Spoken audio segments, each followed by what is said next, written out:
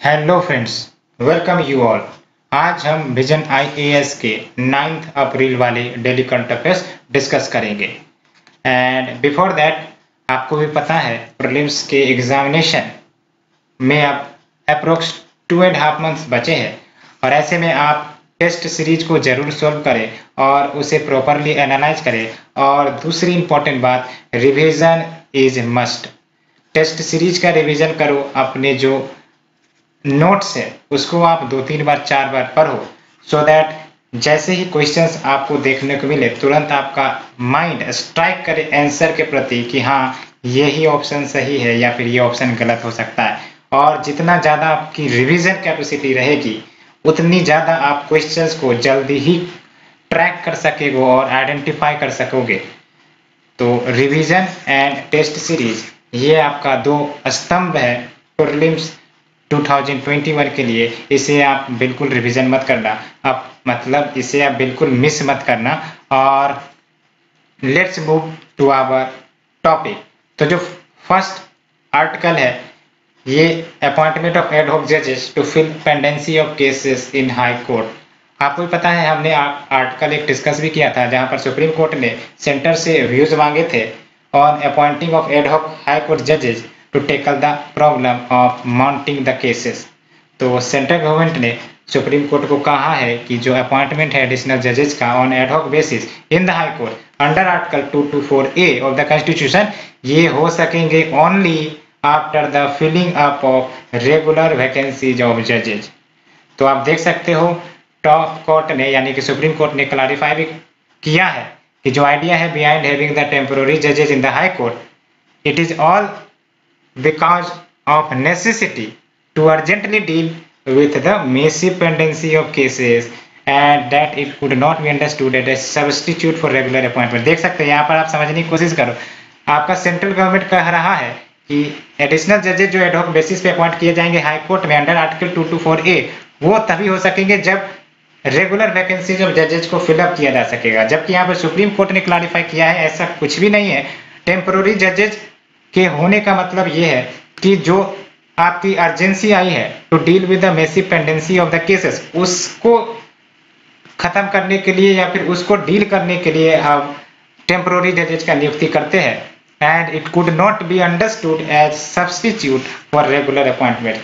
Court ने यह भी कहा कि it intends to lay the guidelines for appointment of the ad hoc जजेस बाय कंसीडरिंग द क्राइटेरिया। जैसे पेंडेंसी फिगर क्या होगी, वैकेंसी सिचुएशन ऐसी है तो कुछ एलिजिबिलिटी क्राइटेरिया या गाइडलाइंस कोर्ट बेसिकली प्रदान करेगा to appoint the ad hoc जजेज।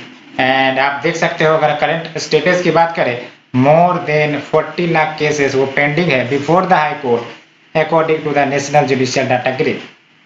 एंड एज ऑन अप्रैल 1 जो हाई कोर्ट्स है इनके पास टोटल वैकेंसी 411 रेगुलर जजेस की है against the sanctioned judicial strength of 1080। आप यहाँ पे देख सकते हो ओवरऑल हाई कोर्ट में सैंक्शनड जुडिशियल स्ट्रेंथ 1080 है, लेकिन फिलहाल अप्रैल 1 के डाटा के अनुसार देखें तो हाई कोर्ट के पास टोटल अभी फिलहाल 411 रेगुलर जजेस की कमी है।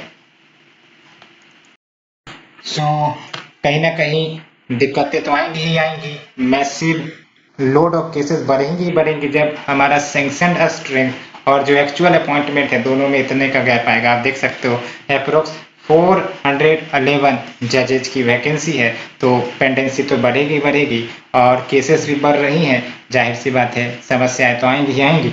और अगर हम बात करें एड हॉक जजेस के बारे में तो संविधान ने इसके बारे में कहा है। फॉर एग्जाम्पल आर्टिकल 127 और Article 224 and 224A provides for the appointment of ad hoc जजेस to Supreme Court and High court. तो बेसिकली आर्टिकल 127 आपका एड हॉक जजेस फॉर सुप्रीम कोर्ट की बात करता है और जो आपका 224A है या फिर 224 है ये आपका हाई कोर्ट जजेस की बात करता है। आप देख सकते हो under Article 127 to address the lack of quorum of जजेस। अब क्वेरम का मतलब क्या होता है, मिनिमम नंबर ऑफ जजेस required to proceed to start the proceeding, वो आपका क्वेरम होता है। तो under Article 127 to address the lack of quorum of जजेस जो चीफ जस्टिस ऑफ इंडिया है with the previous consent of president and after consultation with the chief justice of high court जो आपका कंसर्न होगा can appoint जजेस as an add hoc जजेस। तो याद रखना है आपको जो चीफ जस्टिस ऑफ इंडिया होंगी along with the previous consent of president को लेना पड़ेगा, साथ ही साथ chief justice of high court concern उसका भी कंसल्टेशन लेना पड़ेगा, जहां से एडहॉक जज नियुक्त की जाएंगी और तब जाके एडहॉक जज के रूप में नियुक्ति की जाएगी। और अंडर आर्टिकल 224 एंड 224A की बात करें तो एडिशनल और एक्टिंग जजेस उनको अपॉइंट किए जा सकते हैं for a period not extending exceeding 2 years or 62 years of age whichever is earlier to address the temporary rise in business of the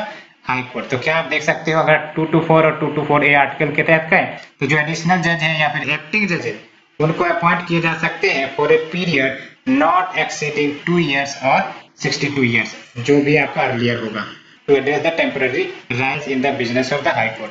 तो ये हमने देखा और आपको ये पता होने चाहिए एडहॉक जजेस के बारे में, और खासकर ये याद रखना है कि एडहॉक जजेस नियुक्त करने के लिए आपका पीरियड कंसेंट ऑफ प्रेसिडेंट जरूरी है, एज वेल एज कंसल्टेशन जरूरी है chief justice of high court concern, ये जरूर याद रखना है ना।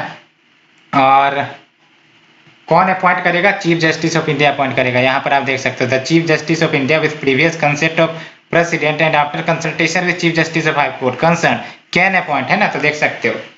एंड बात करते हैं प्रीलिम्स के लिए क्या इंपॉर्टेंट है, तो प्रीलिम्स के लिए आपको जाहिर सी बात है एडहॉक जज आपके बारे में आपको महत्वपूर्ण जानकारी होनी चाहिए एंड किस स्थिति में इसे अपॉइंट किया जाएगा ये पता होनी चाहिए। और मेंस के लिए आप ये दो डेट्स डाटा आपको पता होनी चाहिए, more than 40 lakh cases pending है हाई कोर्ट में, and as of April 1 high court have a total vacancy of 411 regular जजेस का। And now the next article is government notified copyright amendment rules 2021। तो अगर हम इसकी बात करें यानी कि कॉपीराइट अमेंडमेंट रूल्स 2021 की, तो जो ऑब्जेक्टिव है रिसेंट अमेंडमेंट का देख सकते हो, to ensure a smooth and flawless compliance in the light of technological advancement in the digital area and to deal with undistributed royalty amounts as well जो electronic और ट्रेसेबल पेमेंट मेथड्स है उसका इस्तेमाल किया जा सके while collection and distribution of royalty and to encourage accountability and transparency of copyright society. साथ ही साथ कॉपीराइट रूल्स को हार्मोनाइज किया जाए with the provisions of finance act 2017, जहां पर जो कॉपीराइट बोर्ड है उसको मर्ज कर दिए गए हैं विद द एफिलिएट बोर्ड। और अगर हम बात करें कॉपीराइट के बारे में तो कॉपीराइट आपका इंटेलेक्चुअल प्रॉपर्टी का एक रूप है और इसको प्रोटेक्शन दिए जाते हैं under the Indian law to the creators of original works of authorship like literary works है। इसमें आपका कंप्यूटर प्रोग्राम्स आ जाते हैं, tables, compilations including the computer databases which may be expressed in word, code, schemes, ये सब आ गए, या फिर ड्रामेटिक, म्यूजिकल या फिर आर्टिस्टिक वर्क हो गए, इन सबको भी कॉपीराइट के अधिकार मिलते हैं। And we have the cinematograph from films and sound recordings, इन सब की भी कॉपीराइट होती है। एंड अगर भारत में बात करें तो कॉपीराइट रिजीम जो है वो गवर्न होती है कॉपीराइट एक्ट 1957 के तहत एंड कॉपीराइट रूल्स 2013 के तहत। और इंडिया जो है सिग्नेटरी है बर्ने कन्वेंशन का as well as TRIPS agreement, ये याद रखना, Berne convention is also related to आपका कॉपीराइट कन्वेंशन। एंड ट्रिप्स की बात करें तो trade related aspects of intellectual property rights, ये आपका WTO का है ना, तो देख सकते हो which are among the major global treaties that render global protection of copyright। हमें याद ये रखना है कि बर्ने कन्वेंशन हो या फिर WTO का ट्रिप्स एग्रीमेंट हो, दोनों आपका global protection of copyright works या फिर इंटेलेक्चुअल प्रॉपर्टी राइट्स प्रोटेक्शन के लिए काम करते हैं, बर्ने कन्वेंशन और ट्रिप्स। सो प्रीलिम्स के लिए आपको इतना तो पता होना चाहिए Berne convention deals with what and trips agreement किसका है और ये आपका किस पर्पस को सर्व करता है, और कॉपीराइट का मतलब तो आपको पता है। एंड जो चेंजेस किए हैं उसमें तो कोई आपका एज सच हाईलाइटेड चेंज नहीं है जिसको आप याद रखो, तो नॉर्मल से चेंजेस है एंड इसे आप प्रीलिम्स के लिए खासकर ये जो आपका कन्वेंशन है ये इंपॉर्टेंट है। So let's move to the next one. IFFCO other firm hike fertiliser prices citing the costlier raw material, तो वही बात है जो इफको है and other fertiliser firm maker उन्होंने फर्टिलाइजर के प्राइसेस को बढ़ा दिए हैं। कहा जा रहा है कि भाई साहब रॉ मटेरियल्स के कॉस्ट बढ़ गए इसलिए हमें बढ़ाना ही पड़ेगा। तो देख सकते हो इंडिया की largest fertiliser maker IFFCO limited यानी कि Indian farmers fertiliser cooperative limited, इन्होंने साफ हाइक किया है फर्टिलाइजर प्राइसेस में with as much as 58.33% hike हुआ है। देख सकते हो 58.33% हाइक हुआ है in the price of di ammonium phosphate यानी कि DAP और DAP काफ़ी ज़्यादा कॉमनली यूज की जाती है, आपको ही पता है। एंड अपार्ट फ्रॉम DAP जो new retail price for different formulations, जैसे NPK के डिफरेंट फॉर्मुलेशंस किए जाते हैं और फर्टिलाइजर बनाई जाती है, इसके भी प्राइसेस रेज किए गए हैं in the range of nearly 46% से 51.9%। अब ये रीज़न क्या रहा है हाइक इन फर्टिलाइजर का, तो देख सकते हो इंटरनेशनल प्राइसेस में वृद्धि हुई है of the imported ammonia and phosphoric acid जो बेसिक न्यूट्रिएंट है फर्टिलाइजर मेकिंग के, and decontrol fertiliser sales. And अगर हम बात करें इम्पैक्ट की, तो देख सकते हो coupled with hike in diesel prices and input cost में इंक्रीज फॉर फार्मर। जाहिर सी बात है भाई साहब, एक तो ऑलरेडी डीजल प्राइस के दाम बढ़ चुके हैं और दूसरी तरफ अगर इनपुट कॉस्ट फर्टिलाइजर्स के बढ़ेंगे तो फार्मर्स को तो फेस करना ही पड़ेगा। साथ ही साथ जो रेम्यूनरेटिव प्राइस होते हैं इनको भी उचित नहीं मिलती, तो चारों तरफ का मार फार्मर्स को झेलना पड़ता है। And government will be under pressure to increase the MSP of crops to be planted, thus impact the fiscal consolidation, क्योंकि जैसे ही MSP बढ़ाएंगे इनको खर्च ज़्यादा करना पड़ेगा तो फिस्कल कंसोलिडेशन में दिक्कतें आएगी। And also may increase the inflation because excess money अगर डाली जाएंगी इकोनॉमी में, चाहे वो MSP के माध्यम से हो, तो जाहिर सी बात है इन्फ्लेशन बढ़ सकते हैं। As well as higher fertiliser prices could also complicate the Reserve Bank of India's task of keeping the interest rate low. And government जो है आपको ही पता है फर्टिलाइजर्स को सब्सिडाइज रेट पर प्रदान करती है, खासकर अगर हम बात करें यूरिया और जो 21 grades of potash and basically phosphorus fertilisers है to the farmers at subsidize prices through fertiliser manufacturers या इम्पोर्टर्स, आपको ही पता है। और यूरिया को प्रोवाइड किए जाते हैं फार्मर्स को at the statutorily notified maximum retail price, है ना। तो देख सकते हैं urea is being provided to the farmers at a statutorily notified maximum retail price. And phosphatic and potassic fertilisers की बात करें तो गवर्नमेंट जो है यहाँ पर न्यूट्रिएंट बेस्ड सब्सिडी दे रही है। तो याद रखना न्यूट्रिएंट बेस्ड सब्सिडी आपका फॉस्फेटिक एंड पोटास फर्टिलाइजर्स के ऊपर ही लागू है, ये आपका यूरिया के ऊपर लागू नहीं है। एंड अगर हम बात करें यूरिया की तो ये आपका फार्मर्स को प्रदान किए जा रहे हैं at statutorily notified maximum retail price. And अगर हम बात करें न्यूट्रिएंट बेस्ड सब्सिडी के कंसेप्ट को, तो ये कंसेप्ट आपका 2010 में लाया गया था और इसके तहत fixed amount of subsidy decide किए जाते हैं एनुअल बेसिस पर और फिर दिए जाएंगे on each grade of subsidised phosphatic and potassic fertiliser. वो डिपेंड करेगा कि न्यूट्रिएंट कंटेंट क्या है ना। तो इसका मतलब हम सेग्रीगेट देखेंगे कि अगर हम कॉम्बिनेशन बना रहे हैं NPK का तो इसमें आपका पोटास का कंटेंट कितना है, आपका फॉस्फोरस का कंटेंट कितना है, उस हिसाब से आपका बेसिकली सब्सिडाइज्ड प्राइस डिसाइड की जाएगी। और देख सकते हो the subsidies given by government of India to P&K fertiliser companies which are therefore able to provide P&K fertilizer to the farmer। तो गवर्नमेंट फार्मर्स को डायरेक्टली सब्सिडी नहीं देती है, फर्टिलाइजर कंपनीज को देती है और अल्टीमेटली वो जो है P&K फर्टिलाइजर फार्मर्स को प्रदान करती है सब्सिडाइज्ड MRP पर, which is lower than the market price अगर देखा जाए तो, है ना। तो ये आपका न्यूट्रिएंट बेस्ड सब्सिडी है कि न्यूट्रिएंट कंटेंट क्या है आपका फर्टिलाइजर का, उस आधार पर आपको सब्सिडी दी जाती है।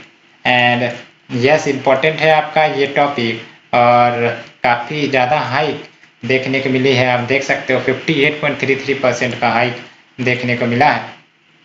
एंड बात करते हैं आपकी न्यूट्रिएंट बेस्ड सब्सिडी की, तो ये इंपॉर्टेंट है, इसको आप देख लेना, बढ़िया से समझने की ज़रूरत है और हमने तो बता दिया कि इसका मतलब क्या होता है।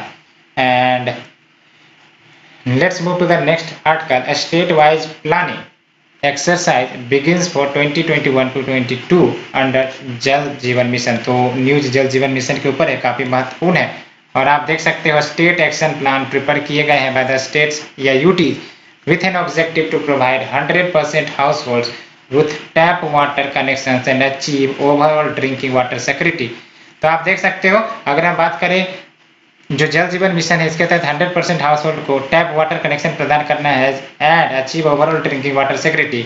और हम कह सकते हैं कि this is the master plan with detail information on the number of schemes to be retrofitted या फिर new schemes to achieve saturation along the timeline to initiate and complete the schemes on ground. And देख सकते हो to bring in transparency, ये जो जल Jeevan mission है dashboard इससे डेवलप किया गया है जहां पर online progress of implementation and status of tap water supply in Holmes वो आपके पब्लिक डोमेन में रखे जाएंगे। और देख सकते हो 2021-22 के डाटा को देखें तो more than 1 lakh crore plan किए गए to be invested in the country for ensuring the tap water supply to the rural home. तो जल जीवन मिशन के बारे में आपको अच्छे से पता होनी चाहिए। जल जीवन मिशन 2019 में लॉन्च की गई थी और इसका एम एंड ऑब्जेक्टिव क्या है, तो functional household tap connection प्रदान किया जाए to every rural household by 2024। ये याद रखना है आपको, every rural household by 2024, ये जरूर याद रखना है। जल जीवन मिशन की बात करें तो ये आपका 2019 में, and it aims at providing functional household tap connection to every rural household by 2024।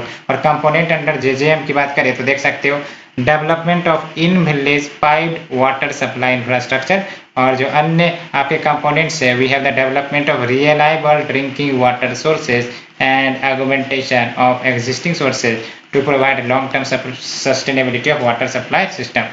and grey water management की बात कही गई है, और grey water मतलब आपको भी पता है domestic but non faecal waste water. and development of utilities, water quality laboratories, water quality testing, surveillance, R&D knowledge centre, capacity building, इन सब की बात ये कही गई है। इंपॉर्टेंट ये है जल जीवन मिशन के बारे में कि ये functional household tap connection देगा एवरी रूरल हाउस होल्ड को, एवरी रूरल हाउस होल्ड को याद रखना बाय 2024। सो प्रीलिम्स के लिए काफ़ी ज़्यादा महत्वपूर्ण है एंड आपको ये पता होनी चाहिए। और इसके कंपोनेंट्स क्या क्या है देख सकते हो, ये पता होनी चाहिए। And let's move to the next one. It is about Ministry of Education launched Saarthak the new the NEP implementation plan for school education. तो आपको पता है नेशनल एजुकेशन पॉलिसी इंट्रोड्यूस करी गई है और इसी के तहत जो फर्दर डेवलपमेंट्स है वो किए जा रहे हैं मिनिस्ट्री ऑफ एजुकेशन के द्वारा। एंड नाउ सार्थक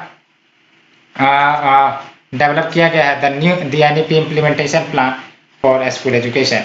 तो अगर हम बात करें सार्थक की तो abbreviated as students and teachers holistic advancement through quality education, याद रखना student and teachers holistic advancement through quality education.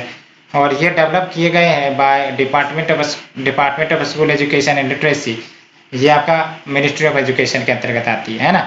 और ये इंडिकेटिव है और सजेस्टिव इम्प्लीमेंटेशन प्लान कह सकते हो स्कूल एजुकेशन के लिए, और प्लान को इम्प्लीमेंट किया जा रहा है to meet the aims of NEP 2020। तो क्या एम्स है NEP 2020 की, तो देख सकते हो it will pave way for curriculum reform, जिसमें नए नेशनल और स्टेट करिकुलम फ्रेमवर्क्स डेवलप किए जाएंगे for school education as well as early childhood care and education.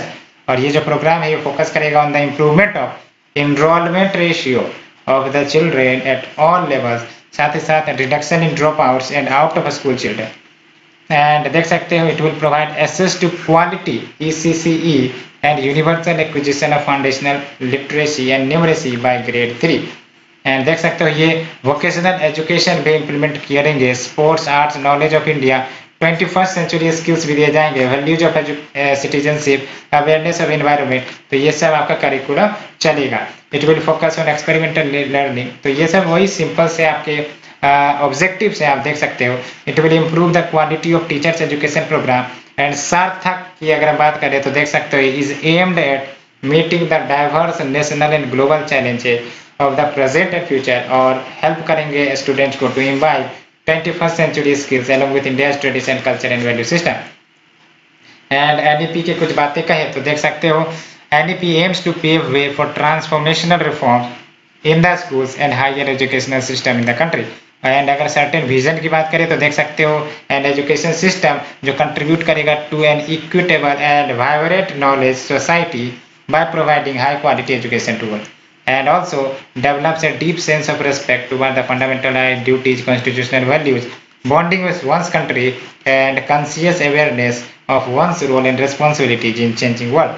साथ ही साथ स्किल्स दिए जाएंगे, वैल्यूज डिस्पोजिशंस जो सपोर्ट करते हैं responsible commitment to the human rights, sustainable development and living and global wellbeing, thereby reflecting a globally citizen। And अन्य initiative जो टेक किए गए हैं for the implementation of NEP like e learning हो गया, तो इसको एक्सपेंड किए गए हैं दीक्षा से, और आपको ही पता है दीक्षा प्लेटफॉर्म, एंड मानदोर for mental health and wellbeing for the students, ये भी लॉन्च की गई है।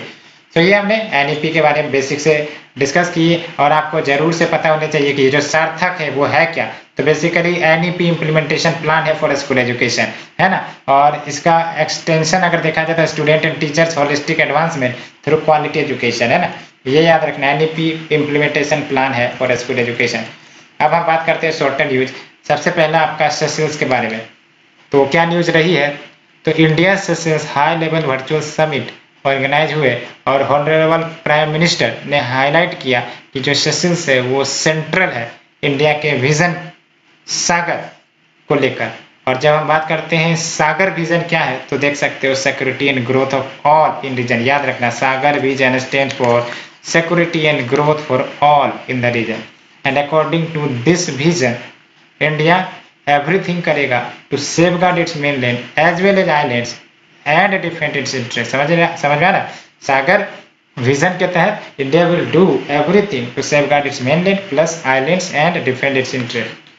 And further, India will also work to ensure a safe, secure and stable Indian Ocean region. और इंडिया ने, आपको ही पता है, handed a made in India fast patrol vessel किसको, सेशल्स कोस्ट गार्ड को, to protect its marine resources. तो Seychelles का लोकेशन इंपॉर्टेंट है, ये देख सकते हो, ये आपका इंडियन ओशियन में है, खासकर western portion of the Indian ocean, mostly आप देख सकते हो। और बस यही याद रखनी है सेशल्स के बारे में, और ये याद रखना कि मदागास्कर के नॉर्थ में है ये, है ना। और बात करते हैं नेक्स्ट आर्टिकल की, तो international monetary and financial committee. और जब हम बात करते हैं इंटरनेशनल मॉनेटरी फाइनेंशियल कमिटी की, तो न्यूज़ में जो रहा है, finance minister attended the international monetary and financial committee meeting of IMF। तो देख सकते हो। और अगर हम बात करें इस कमिटी के बारे में जिसे अटेंड किया गया है फाइनेंस मिनिस्टर के द्वारा, तो ये एडवाइज करती हैं, रिपोर्ट करती हैं IMF बोर्ड ऑफ गवर्नर्स को on supervision and management of international monetary and financial system। और इसमें responses भी होते हैं to unfold events that may disrupt the system। and वैसे अगर बोला जाए तो IMFC के पास, ये याद रखना, IMFC ये जो आपका international monetary and financial committee है, इसके पास कोई फॉर्मल डिसीजन मेकिंग पावर नहीं होती, ये अच्छे से पता होनी चाहिए। बट इट हैज़ बिकम की instrument for providing strategic direction. And IMFC के पास फिलहाल 24 मेंबर्स है, वो आर सेंट्रल बैंक गवर्नर्स और मिनिस्टर, या तो सेंट्रल बैंक गवर्नर होते हैं या मिनिस्टर्स होते हैं। एंड जो बॉडी है आपका IMFC का, वो ट्विस ईयर मीट करता है। एंड बात करते हैं क्वासार्स के बारे में। क्वासार्स ये आपका न्यूज में आता है। क्वासार्स की बात करें तो ये एक्सट्रीमली ल्यूमिनस कोर्स है डिस्टेंट गैलेक्सीज के। याद रखना, गैलेक्सीज होते हैं उनके कोर्स होते हैं, एंड दिस ल्यूमिनस कोर्स जो है उसी को क्वासार्स कहा जाता है। And that are powered by super massive black hole and they can help determine the expansion rate of universe. तो ये समझ लो कि quasars can help in determining the rate of expansion of universe, क्योंकि आपको पता है यूनिवर्स एक्सपेंड कर रहा है, इसकी थ्योरी फिलहाल एक्टिव है। And helps address other mysteries of universe such as dark matter. And scientist have recently found quasars wrapped by a naturally occurring cosmic lens। And ये स्प्लिट हो गए 4 सिमिलर इमेजेस में, यानी कि quadruply image quasars. And next है आपका muons के बारे में। और रिसेंटली म्यून G2 एक्सपेरिमेंट जो कंडक्ट की गई US डिपार्टमेंट ऑफ एनर्जी के द्वारा, इसमें दिखाया गया कि जो बिहेवियर है फंडामेंटल पार्टिकल्स का, जिसको हम म्यून्स कहते हैं, वो डिफरेंट है from what is practiced in the standard model of particle physics। ये याद रखना है। रिसेंट म्यून G2 एक्सपेरिमेंट जो कंडक्ट की गई US डिपार्टमेंट ऑफ एनर्जी के द्वारा शोड कि जो बिहेवियर है फंडामेंटल पार्टिकल्स की, जिसको म्यून्स कहा गया है, is different from what is predicted in the standard model of particle physics. और अगर हम बात करें स्टैंडर्ड मॉडल की, तो ये आपका थ्योरी है जो कहता है कि 6 टाइप्स ऑफ क्वार्क्स होते हैं, 6 लेप्टॉन्स होते हैं और हिग बोसोन होते हैं और 3 फंडामेंटल फोर्सेस होते हैं। And how the sub atomic particles behave under the influence of electromagnetic force, ये आपका स्टैंडर्ड मॉडल बताता है। एंड म्यून की बात करें तो ये सब एटॉमिक पार्टिकल है and is classified as one of the leptons and it is about 200 times more massive than electron. ये जानकारी आपको पता होनी चाहिए, है ना। तो ये आपका म्यून की बात करें तो सबसे पहली बात तो ये सब एटॉमिक पार्टिकल है and classified as one of the leptons. और लेप्टॉन्स क्या है तो एलिमेंट्री पार्टिकल्स है। और ये जरूर याद रखना है कि म्यून्स जो है वो आपका 200 टाइम्स मोर मैसिव है than electrons and much more unstable. And ये आपका फ्रैक्शन ऑफ सेकेंड तक ही सर्वाइव कर पाता है। And next is B.1.617। तो ये जो आपका B.1.617 इस प्रकार के लिए पूछे जाते हैं। याद रखना है India double mutant corona virus strain है ये आपका B.1.167 एंड डबल म्यूटेशन कब होती हैं तो देख सकते हो, double mutation happens when 2 mutated variants of a virus एक साथ आ जाती हैं to form a third variant. समझ में आ रहा है? डबल म्यूटेशन यानी कि when 2 mutated variants of a virus come together to form the third variant, and the one reported in India is a combination of E484Q and L452R variant। तो ये जो दो कंबाइन करके थर्ड वेरिएंट बनाया है वो आपका हो गया basically B1.617, and currently genome sequencing वो कैरी आउट की जा रही है on the latest samples of double mutant variant. So ये थी आज की डिस्कशन। होप आप लोगों को पसंद आई होगी। अगर पसंद आ रही है तो प्लीज़ लाइक शेयर सब्सक्राइब जरूर करें। Thank you friend, thank you very much.